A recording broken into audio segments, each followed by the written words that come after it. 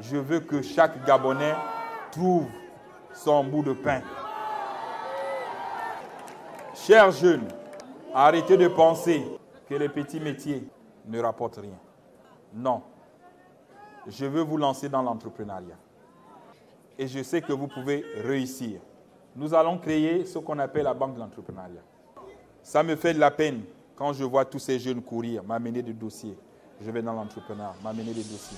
J'aimerais qu'on aborde la question du chômage, mais pas dans les autres angles qui consistent à accuser l'État, à accuser X ou Y. Revenons un peu sur la responsabilité des jeunes eux-mêmes. Le chômage des jeunes, à quoi est-il réellement dû? C'est la question à laquelle nous allons tenter de répondre dans cette vidéo. En 2025 au Gabon, la question du chômage reste encore d'actualité. La jeunesse, dans son essentielle majorité, reste toujours soumise à une certaine précarité en ce qui concerne l'emploi, mais surtout à une vie difficile.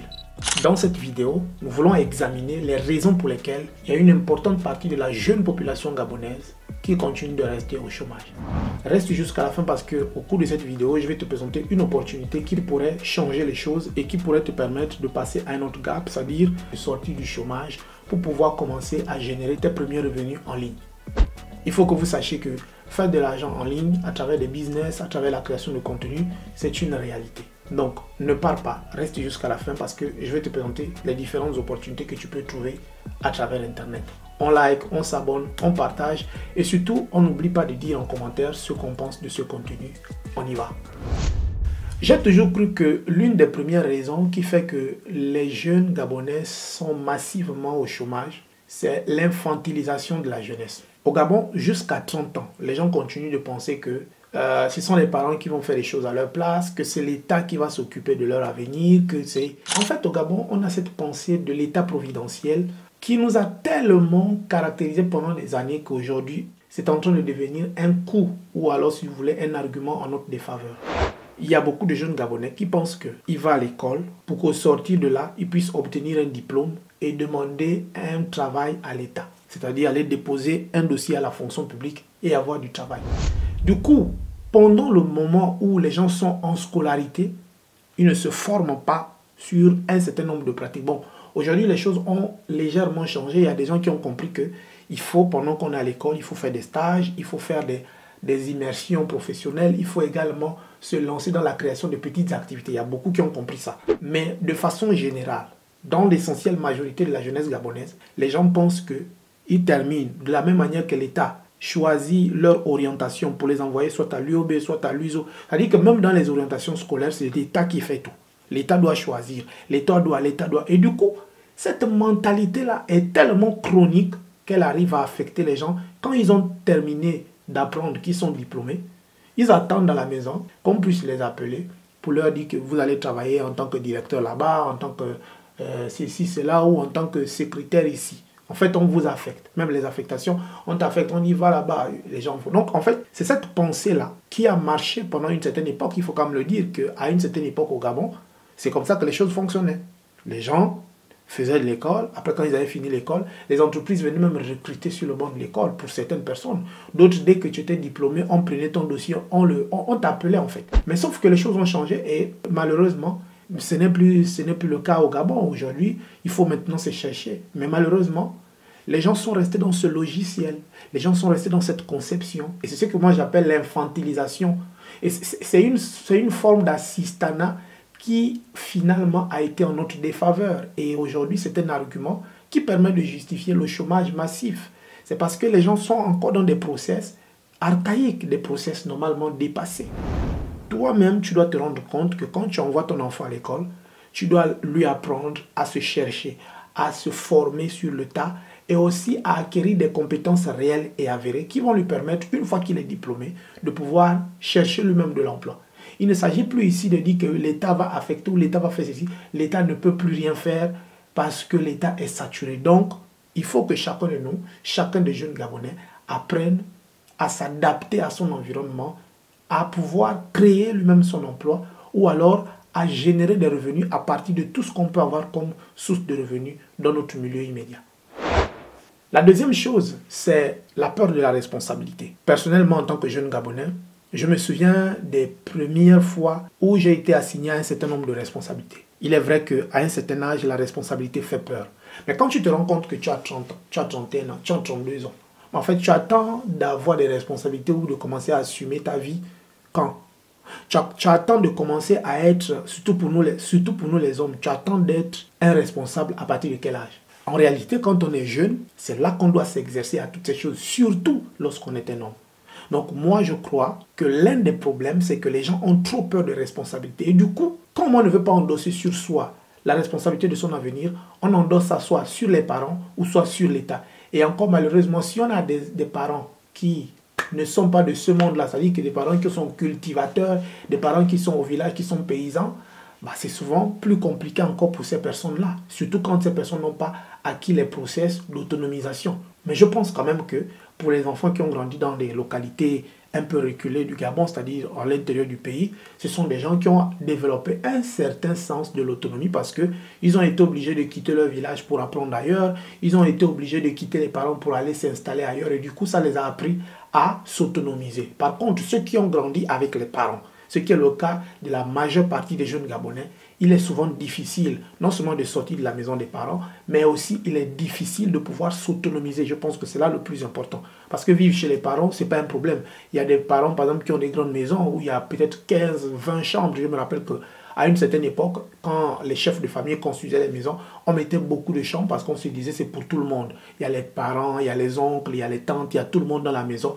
Et vous êtes dans une maison où il y a 15 chambres. Donc, ce n'est pas un problème si chacun est dans sa chambre, ainsi de suite. Mais là où se trouve le réel problème, c'est que ça devient comme une sorte de cordon ombilical qui lie les gens à vie, les empêchant de pouvoir s'autonomiser et reléguant toujours la responsabilité aux autres. Parce qu'il faut dire que dans la vision de la famille au Gabon, lorsqu'un père de famille a une grande maison, bah c'est lui qui assure tout. Et donc, du coup, cet état d'esprit-là, si on ne fait pas attention, on finit par devenir un assisté à vie.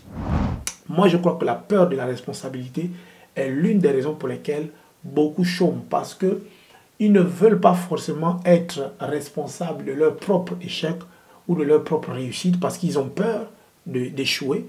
Et ayant peur de cet échec-là, ils préfèrent reléguer cette responsabilité à l'État. Donc c'est l'État qui doit chercher de l'emploi, c'est l'État qui doit assumer notre scolarité en termes d'orientation. Vous voyez que les gens vont même encore jusqu'au point où c'est l'État qui oriente leurs enfants. Eux-mêmes, ils ne prennent pas le temps à la maison d'orienter leurs enfants, d'essayer de savoir qu'est-ce que l'enfant fait à l'école. Donc, où est-ce qu'il aimerait se lancer et qu'est-ce qu'il pourrait faire, qu'est-ce qu'on pourrait trouver comme opportunité pour lui. Il y a des parents qui le font, mais dans la majeure partie des cas, les parents assistent seulement comment l'État, c'est-à-dire l'ANBG ou le SOSUP, va orienter l'enfant à prendre telle filière ou telle autre filière. Mais rares sont les parents qui s'asseyent avec les enfants pour discuter avec eux à fond pour savoir qu'est-ce que tu veux faire. Donc, à vous également, les jeunes qui regardent cette vidéo, partagez cette vidéo avec vos parents et que chaque parent désormais apprenne qu'il est de sa responsabilité de responsabiliser son enfant, de lui dire c'est à toi de choisir ton parcours. Pendant que tu es sur le banc de l'école, tu dois pouvoir choisir ton parcours et devenir responsable de ta formation et de ton futur parcours professionnel. Voilà. Donc, moi, je pense que si on le faisait vraiment, on sortirait de cette mentalité qui consiste à avoir peur de la responsabilité de s'engager soi-même à devenir l'architecte principal de sa destinée et de son avenir professionnel. La troisième raison, c'est la déification du salariat. Dans la conception du Gabonais lambda, que ce soit les jeunes ou les vieux, on considère plus quelqu'un qui va à la banque toucher l'argent que quelqu'un qui vend son manioc ou qui vend ses sardines au marché et qui touche le même argent. Pourtant, l'argent n'a pas de couleur. Mais dans notre imaginaire collectif, on a encore l'idée que quelqu'un qui est au bureau, quelqu'un qui est enseignant, quelqu'un qui est médecin a plus de valeur que le maçon, que celui qui vend les sardines au marché à la sauvette, que celui qui vend les paires de chaussures. En fait, on pense que le plus important, c'est aller à la banque toucher son argent. L'argent que tu touches tous les jours, là, oh, ça, c'est pas vraiment ça. En fait, on a du mal à comprendre que le plus important, c'est d'avoir des revenus. Qu'importe la méthode par laquelle, à partir du moment où tu ne fais rien de mal et que tu te débrouilles, tu te bats pour trouver de l'argent, le plus important, c'est d'en avoir et non pas les process par lesquels on passe. Sauf que nous, dans notre imaginaire, dans notre, on va dire, dans notre perception citoyenne, on pense que le plus important, c'est d'aller à la banque. Et du coup, les gens ont créé une sorte de déification autour du salariat. Quand tu dis même à un parent que je veux me lancer dans les petites activités, En fait, on te voit comme un blagueur. On dit non, mais ça, c'est pas ça le travail. Il faut chercher le travail. Vous entendez toujours les gens vous dire, il faut chercher le travail. Hein, ça, c'est pas le travail, ça, c'est pas un travail. Et du coup, ce qui fait que les petites activités génératrices de revenus qui rapportent sont beaucoup plus abandonnées et entre les mains des expatriés. Et ces expatriés-là arrivent à tirer leur épingle du jeu. Vous voyez, par exemple, Libreville, ceux qui vendent le sable, ce sont les étrangers. Quand il faut construire, la plupart du temps, pour ceux qui ont déjà lancé les travaux, ils savent que quand tu vas, les quincailleries, c'est les Westaf. Quand tu vas, le sable, ce sont eux. Le ciment, ce sont eux. En fait, tout ce qui concerne la construction, ce sont eux qui gèrent ça. Parce que ce sont des activités que les Gabonais ont dit, nous, on ne touche pas. Nous, le plus important pour nous, c'est de venir. Là, vous allez trouver les Gabonais, c'est dans l'enseignement, c'est dans les directions générales, c'est dans l'administration publique, c'est vraiment des trucs qui concernent beaucoup plus la bureaucratie. Mais dans les choses pratiques, l'agriculture de proximité, aller vendre le folon, les sardines fumées, aller vendre les petites boutiques de proximité qu'on appelle les boutiquiers, ce sont les étrangers qui le font. Parce que nous, on pense que le plus important, c'est avoir un salaire. Chaque fin du mois, tu te pointes au guichet, tu mets la carte. Quelquefois, le robot avale même la carte. Mais on préfère ça que aller faire des petites activités qui peuvent générer du revenu. Mais en réalité, si on se lançait dans des activités de proximité, on verrait que ce sont aussi des activités qui sont capables d'apporter des revenus conséquents et même de créer une réelle économie. Et je pense que c'est pourquoi aujourd'hui on ne peut pas emprunter. Dans notre propre pays, les banques ne peuvent pas nous prêter de l'argent. Pourquoi? Parce qu'on n'est pas des personnes qui sont capables de fructifier. On est simplement des consommateurs. Et il est difficile pour une banque ou pour un système bancaire de prêter à des gens qui ne savent pas générer des revenus. Les Westaf arrivent à faire des prêts, ils arrivent à faire des tontines dans lesquelles ils déposent des montants importants et ils arrivent à emprunter. Par contre, nous, on ne peut pas emprunter parce que si on sait que si on nous donne l'argent, ce sera pour aller boire les bières, pour aller faire la fiesta et on ne va rien faire de conséquent avec. Voilà, donc pour moi, la déification du salariat doit complètement quitter nos mentalités. Il n'y a pas que le salaire chaque fin du mois qui permet de générer de l'argent. Toute activité qui est capable de générer des revenus, toute activité qui est capable de produire du cash est une activité qui est importante et qui pourrait constituer une carrière professionnelle. Et qui pourrait, en dépit du fait que ces activités sont difficiles pour certains, il n'en demeure pas moins que si on se lance, on pourrait profiter de ces revenus pour pouvoir construire autre chose qui nous convient. Mais dans tous les cas, on serait au moins parti de cette activité-là pour pouvoir générer du revenu et ensuite prendre ces revenus pour pouvoir développer une activité qui nous convient et qui nous passionne le mieux.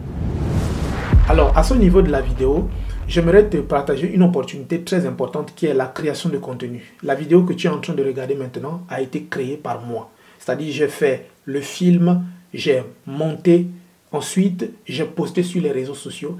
Et en retour des vues que cela va générer et des publicités qui vont être publiées sur cette vidéo, je vais recevoir de l'argent dans mon portefeuille numérique. Et cet argent, je vais aller le retirer et je vais le dépenser dans l'achat du matériel ou dans simplement des activités qui me concernent. Et en tout cas, c'est un revenu qui est le mien. Toi aussi, tu peux faire la même chose. Il suffit juste que tu puisses avoir des réseaux sociaux, que tu apprennes à créer du contenu, que tu apprennes en fait à publier sur les réseaux et à monétiser. Au Gabon, on ne monétise pas parce que notre espace n'est pas un espace à fort potentiel publicitaire. Du coup, YouTube ne permet pas de monétiser cette région. Par contre, tu peux monétiser à partir des pays où la monétisation est accessible, c'est-à-dire en France, en Belgique et dans certains pays africains comme le Sénégal par exemple. Pour que cela soit possible, il faut que tu sois accompagné. C'est-à-dire que moi, je propose un accompagnement dans lequel je te permets de créer tes réseaux YouTube, TikTok, Facebook, de tous les monétiser et je vais t'apprendre pas à pas à créer du contenu qui va te permettre de générer aussi des revenus comme moi. Donc si ça t'intéresse comme opportunité, n'hésite pas, je te laisse toutes les informations en description, contacte-moi et ensuite on prendra attache et on pourra discuter. Je verrai quelles sont les niches dans lesquelles tu pourrais te lancer potentiellement et s'il y a des sujets que tu aimerais aborder comme ceux dont je suis en train de parler, il n'y a pas de problème. L'avantage avec YouTube, c'est que YouTube, il y a de la place pour tout le monde. Même si toi et moi, on traite le même sujet, tu auras ton approche, j'aurai la mienne. Et donc, les gens viendront toujours regarder des vidéos parce qu'aujourd'hui, chacun a son téléphone, chacun a son ordinateur et à travers ces outils-là, on arrive à accéder à Internet et surtout on arrive à regarder des vidéos et beaucoup de personnes arrivent à générer des revenus avec ça. Tu ne le sais peut-être pas, c'est normal, Mais les vidéos sur YouTube rapportent énormément d'argent. C'est la même chose sur TikTok, mais sauf que il faut que ce soit monétisé. Pour que ce soit monétisé, il faut quelqu'un qui connaît, quelqu'un qui t'accompagne. Et donc moi, j'ai la possibilité de te créer un portefeuille numérique. J'ai la possibilité de te créer des chaînes TikTok, Facebook, YouTube. En tout cas, une chaîne de réseaux sociaux qui vont te permettre de monétiser ton contenu et qui vont te permettre d'en vivre. Si tu es un travailleur, parce qu'il faut comprendre que ce n'est pas juste en créant une vidéo que tu vas avoir de l'argent, non.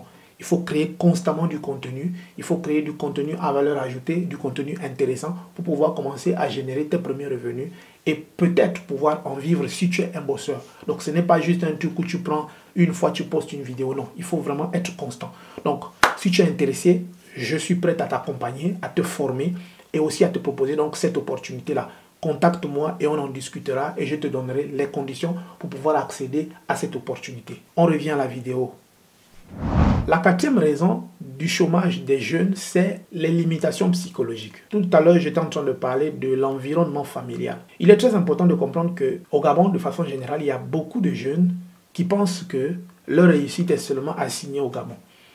Ils ne veulent pas se donner la chance d'aller ailleurs. Ils ne veulent pas se donner l'opportunité de s'essayer dans une aventure à l'extérieur. Je ne demande pas de faire comme les autres qui prennent le bateau, qui prennent la mer, non. Mais de concevoir un projet dans lequel tu te dis, bon, je vais essayer de visiter un autre pays parce que vous n'êtes juste pas prêt de savoir qu'est-ce que le voyage peut vous apporter. En fait, le voyage, pourquoi depuis l'Antiquité les gens voyagent? Parfois, le voyage te permet de mieux apprécier là où tu es. Parfois, le voyage te permet de mieux t'ouvrir les yeux sur les opportunités qui t'entourent. Parce que quand tu vas ailleurs, tu vas voir comment est-ce que les autres se développent, comment est-ce que les autres travaillent et quelles sont les activités dans lesquelles les jeunes, par exemple, de ta génération se lancent.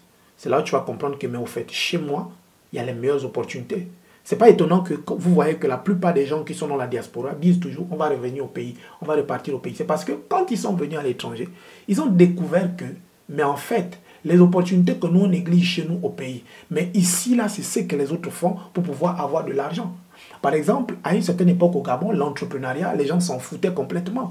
Il n'y avait aucun Gabonais qui voulait se lancer dans l'entrepreneuriat. Les gens étaient des salariés et puis c'était comme ça. Quand ton père était employé dans une société, bah, dès qu'il partait à la retraite, il prenait, il mettait, et même pendant qu'il était encore employé, il pouvait mettre même toute la famille dans la même société. Comme ça, vous voyez que dans certaines familles, on te dit que toute la famille travaille à l'armée, on te dit que toute la famille travaille à Comilog, toute la famille travaille à Petro, ou bien toute la famille travaille à Shell ou à Total. Pourquoi? Parce que justement, c'était comme ça dans la mentalité de l'homme africain, de façon générale. Mais quand on a commencé à visiter d'autres pays, quand on a commencé à visiter d'autres civilisations et d'autres horizons, on s'est rendu compte que, mais en fait, il y a aussi l'entrepreneuriat, ce que Total vient faire. Mais des particuliers aussi peuvent proposer des services dérivés ou faire des sous-traitances et devenir des entrepreneurs dans ces domaines-là. Et c'est là que les Gabonais ont commencé à se lancer dans l'entrepreneuriat. Mais au départ, les Gabonais ne sont pas dans la mentalité entrepreneuriale. Le Gabonais est un salarié. Le Gabonais, c'est quelqu'un qui pense que le plus important, c'est avoir le salaire. Et c'est pourquoi cette limitation psychologique, on doit complètement la quitter pour rentrer dans une nouvelle logique qui est celle d'un monde globalisé. Un monde dans lequel les opportunités sont à tous les niveaux. La création de contenu, comme je viens de le parler, est une opportunité. Une opportunité qui n'est pas à négliger parce qu'il y a des gens qui bossent sérieusement et qui arrivent à faire du sérieux cash avec la création de contenu. Et donc, pour moi, je pense qu'il faut sortir des mentalités limitantes, sortir des mentalités qui te font penser que pour avoir l'argent, il n'y a qu'un seul moyen, c'est passer par là. Non, il y a plusieurs moyens de se faire l'argent pourvu que tu te maintiennes dans la légalité et que tu ne fasses pas des choses qui t'amènent à déraisonner ou à enfreindre la loi. Tant que tu ne tues pas, tant que tu ne fais pas des choses bizarres et que tu es dans le respect de la loi, toutes les sources de revenus peuvent t'apporter du cash et changer ta vie. La cinquième raison, c'est que on a une méconnaissance profonde de l'argent. Comment est-ce que l'argent fonctionne? Vous savez, par exemple, les salariés, quand ils vont la fin du mois prendre leur argent, ils prennent tout. Ils ne laissent même pas 100 francs. Du coup, avant la fin du mois, quand tout est fini, il n'a même plus 100 francs. Et il y a aussi le système des quinzaines. Le système des quinzaines, c'est un système qui fait que le 15 du mois, vous avez la possibilité d'aller toucher une partie de votre salaire. Mais sauf que quand la fin du mois arrive, la banque enlève. Parce qu'en fait, cet argent que vous allez prendre, ce n'est pas pour vous, c'est l'argent de la banque. Et du coup, quand la fin du mois arrive et que votre salaire est viré, la banque retire la partie qu'ils vous ont donnée et puis ils vous donnent le reste. Et c'est ce qui fait que la plupart des gens vivent dans une situation où il ne se développe pas. Et le chômeur encore pire, parce que le chômeur, lui, ne connaissant pas que, malgré le fait que je suis au chômage, je peux aller créer des activités, il est là, assis à la maison, en train de se plaindre du chômage. Et ça, c'est quelque chose que je trouve vraiment dommage. Je pense qu'un chômeur, c'est quelqu'un qui, au-delà d'avoir un diplôme et une qualification, a une compétence avérée et une compétence qui est déjà capable d'être employé. C'est-à-dire qu'il est prêt à l'emploi. Si vous venez le prendre là, vous lui dites, bon, demain tu commences, il va commencer. Parce qu'il est prêt. Mais vous avez des chômeurs qui sont assis à la maison juste avec un diplôme. Même aller faire les photos, il ne veut pas. Même aller faire une activité là-bas, il peut par exemple commencer à planter des trucs, il ne veut pas. Lui, il veut travailler dans le domaine de la bureaucratie. Par exemple, s'il est enseignant, il a été formé en tant qu'enseignant, lui veut travailler en tant qu'enseignant, l'État doit l'affecter. Mais si l'État n'a plus de poste budgétaire, on fait comment? Tu es obligé de chercher à créer des petites activités, tu es obligé de chercher à aller te faire employer, même dans les établissements privés. Mais il y en a qui ne veulent pas. Ils disent non, nous on n'est pas dedans. Moi, l'État doit m'embaucher. Et du coup, quand il y a les mouvements de grève, les gars, ils sont les premiers au piquet. Moi, je pense qu'en réalité, quand vous êtes vraiment déterminé et que vous voulez développer votre avenir, il ne s'agit pas d'abord de dire que oui, l'État va faire non. Il s'agit d'abord de vous. Qu'est-ce que vous voulez faire de votre destin? Vous devez prendre votre vie en main. Et quelqu'un qui prend sa vie en main, je ne dis pas que faire de la grève ou bien faire les manifestations, les sit-ins par rapport au salariat ou bien par rapport à l'emploi, c'est une mauvaise chose. C'est pas ce que je dis. Ça participe à faire en sorte que l'État aussi puisse prendre ses responsabilités. Mais je doute fort que quelqu'un qui a vraiment son destin en main se retrouve dans un sit-in. Ce n'est pas évident. Parce qu'il n'aura pas le temps de faire ça en fait. Moi par exemple, si j'arrive dans un environnement, j'étudie l'environnement, je vois comment ça fonctionne, je ne peux pas passer toute une journée là-bas, être assis en train de revendiquer. Pas du tout. En fait, je trouve que c'est du temps que je vais perdre. Parce que pendant ce temps, j'ai ma petite caméra, je filme du contenu, je commence à monter et je poste. Je préfère être chômeur, en train de créer mon contenu, générer des petits revenus, créer des petites activités à gauche, à droite, générer des revenus, au lieu d'être là à attendre que l'État puisse m'affecter, au lieu d'être là à attendre que l'État puisse faire quelque chose pour moi.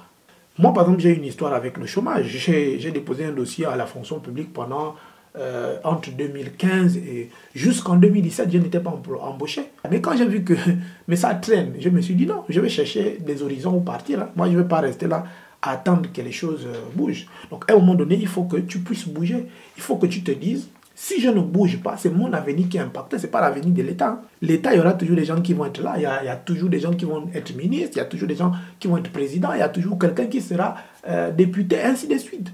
Mais toi, ton avenir passe, la vie est en train de passer, l'âge est en train d'avancer. Tu vas attendre jusqu'à quand pour dire que l'État doit faire ça, l'État ne fait pas, je suis assis à la maison.